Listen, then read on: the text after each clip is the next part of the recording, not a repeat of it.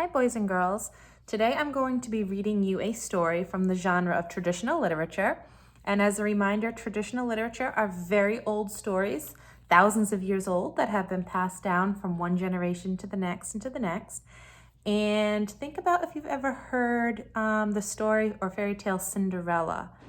And I'm sure you have.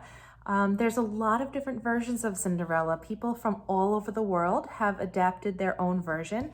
And today I'm going to be reading you Yeh Shen, which is a Cinderella story from China. And it says it was retold by Ai-Ling Louie. And it was retold because this person wasn't the original writer. These stories are thousands of years old. So that's a good indicator if you ever see something that says retold. That's a good clue that that is traditional literature. So this is Yeh Shen.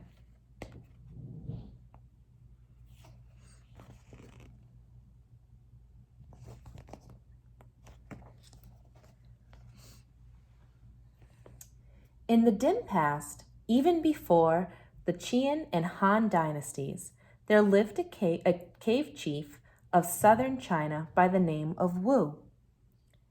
As was the custom in those days, Chief Wu had taken 2 wives. Each wife, in her turn, had presented Wu with a baby daughter. But one of the wives sickened and died, and not too many days after that, Chief Wu took to his bed and died too. Yeh Shen, the little orphan, grew to girlhood in her stepmother's home. She was a bright child and lovely too, with skin as smooth as ivory and dark pools for eyes. Her stepmother was jealous of all this beauty and goodness, for her own daughter was not pretty at all. So, in her displeasure, she gave poor Yeh Shen the heaviest and most unpleasant chores. The only friend that Yeh Shen had to her name was a fish she had caught and raised. It was a beautiful fish with golden eyes, and every day it would come out of the water and rest its head on the bank of the pond, waiting for Yeh Shen to feed it. Stepmother gave Yeh Shen little enough food for herself, but the orphan child always found something to share with her fish, which grew to enormous size. Somehow, the stepmother heard of this. She was terribly angry to discover that Yeh Shen had kept a secret from her. She hurried down to the pond, but she was unable to see the fish, for Yeh Shen's pet wisely hid itself. The stepmother, however, was a crafty woman, and she soon thought of a plan. She walked home and called out, "Yeh Shen, go and collect some firewood. But wait, the neighbors might see you. Leave your filthy coat here." The minute the girl was out of sight, her stepmother slipped on the coat herself and went down again to the pond. This time, the big fish saw Yeh Shen's familiar jacket and heaved itself onto the bank, expecting to be fed. But the stepmother, having hidden a dagger in her sleeve, stabbed the fish, wrapped it in her garments, and took it home to cook for dinner. When Yeh Shen came to the pond that evening, she found her pet had disappeared. Overcome with grief, the girl collapsed on the ground and dropped her tears into the still waters of the pond.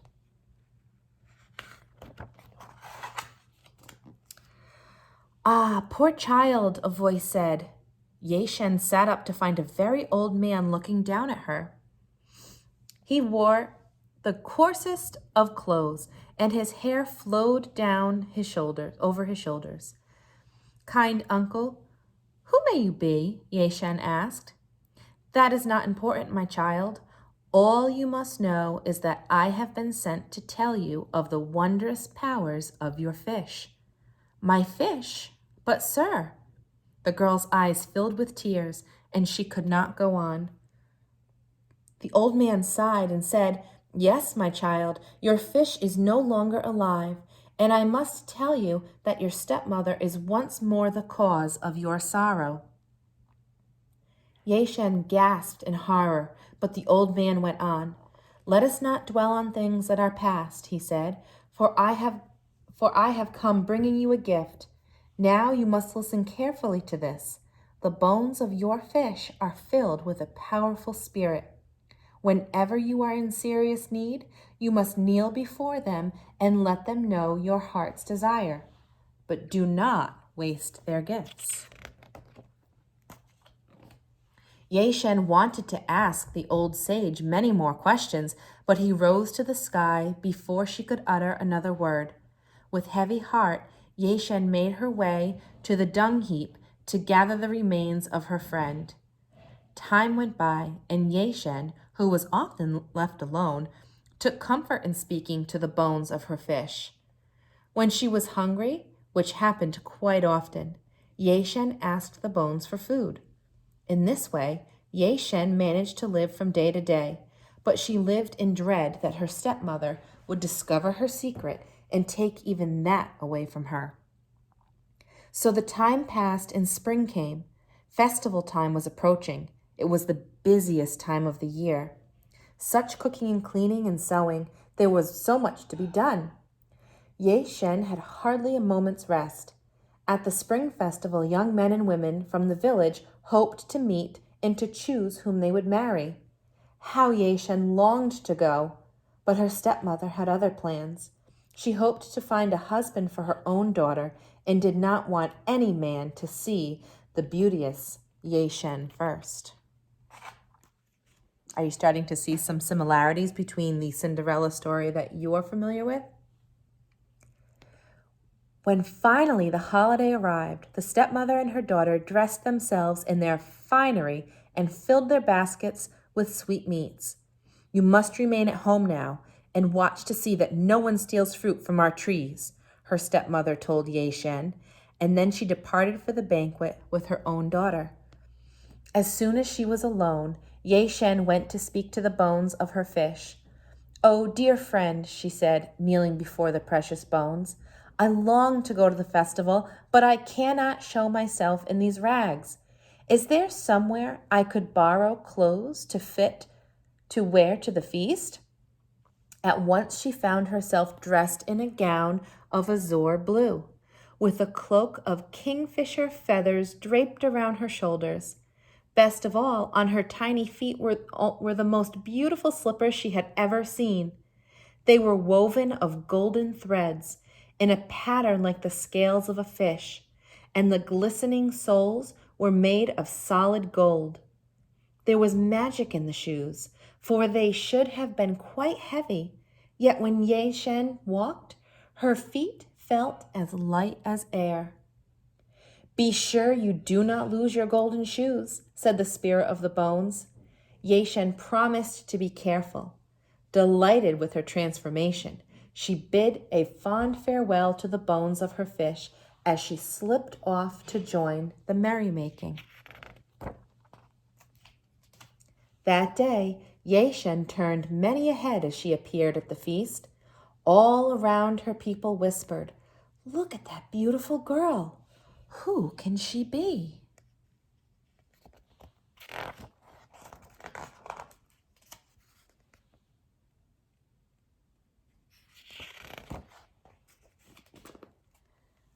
But above this, stepsister was heard to say, "Mother, does she not resemble our Yeh Shen?" Upon hearing this, Yeh Shen jumped up and ran off before her stepsister could look closely at her. She raced down the mountainside, and in doing so, she lost one of her golden slippers. No sooner had the shoe fallen from her foot than all her fine clothes turned back to rags. Only one thing remained, a tiny golden shoe.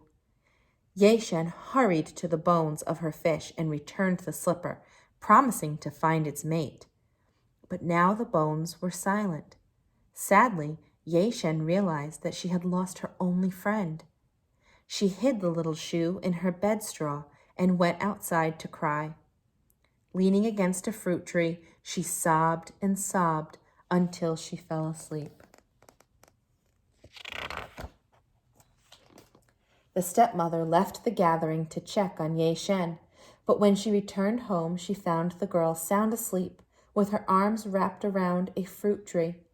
So thinking no more of her, the stepmother rejoined the party. Meantime, a villager had found the shoe. Recognizing its worth, he sold it to a merchant or presented it in turn to the king of the island kingdom of Tauhan. The king was more than happy to accept the slipper as a gift. He was entranced by the tiny thing, which was shaped of the most precious of metals, yet which made no sound when touched to stone.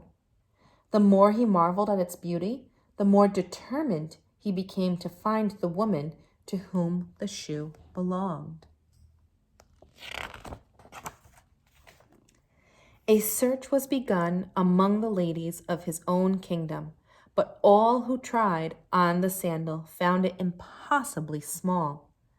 Undaunted, the king ordered the search widened to include the cave women from the countryside where the slipper had been found. Since he realized it would take many years for every woman to come to his island and test her foot in the slipper, the king thought of a way to get the right woman to come forward. He ordered the sandal placed in a pavilion by the side of the road where it had been found, and his herald announced that the shoe was to be returned to its original owner. Then, from a nearby hiding place, the king and his men settled down to watch and wait for a woman with tiny feet to come and claim her slipper. All that day, the pavilion was crowded with cave women who had come to test a foot in the shoe. Yeh Shen's stepmother and stepsister were among them, but not Yeh Shen. They had told her to stay home. By day's end, although many women had eagerly tried to put on the slipper, it still had not been worn. Wearily, the king continued his vigil into the night. It wasn't until the blackest part of night, while the moon hid behind a cloud, that Yeh Shen dared to show her face at the pavilion, and even then she tiptoed timidly across the wide floor, sinking down to her knees. The girl in rags examined the tiny shoe. Only when she was sure that this was the missing mate to her own golden slipper did she dare pick it up. At last she could return both little shoes to the fish bones. Surely then her beloved spirit would speak to her again. Now the king's first thought, on seeing Yeh Shen take the precious slipper, was to throw the girl into prison as a thief. But when she turned to leave, he caught a glimpse of her face. At once the king was struck by the sweet harmony of her features, which seemed so out of keeping with the rags she wore. It was then that he took a closer look and noticed that she walked upon the tiniest feet he had ever seen. With a wave of his hand, the king signaled that this tattered creature was to be allowed to depart with the golden slipper. Quietly, the king's men slipped off and followed her home.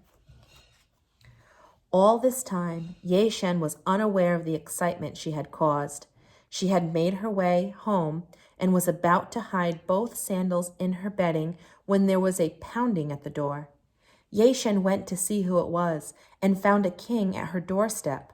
She was very frightened at first, but the king spoke to her in a kind voice and asked her to try the golden slippers on her feet. The maiden did as she was told, and as she stood in her golden shoes, her rags were transformed once more into the feathered cloak and beautiful azure gown.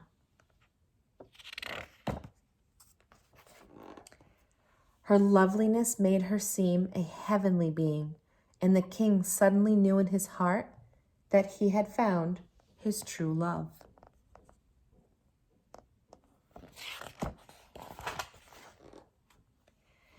Not long after this, Yeh Shen was married to the king, but fate was not so gentle with her stepmother and stepsister. Since they had been unkind to his beloved, the king would not permit Yeh Shen to bring them to his palace. They remained in their cave home, where one day, it is said, they were crushed to death in a shower of flying stones.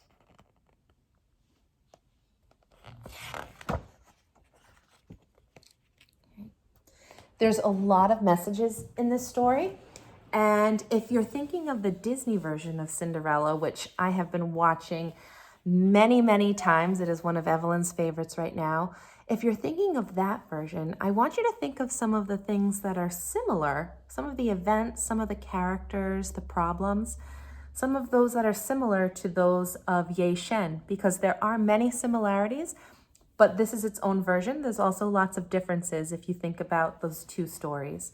But one thing that you can also do is I noticed that the illustrations in this book aren't very detailed, and they don't actually show a very detailed illustration of the slippers, of Yeh Shen's shoes. And the author, however, described those shoes in great detail. So for those of you who are artists out there, I would love for you to play back the spot of the details that I read to you about the shoes and draw for me what you are envisioning, what you're visualizing those shoes to look like. And you are more than welcome to send me any photos of your drawings that you put together. I'd love to see them. Have a nice day, boys and girls.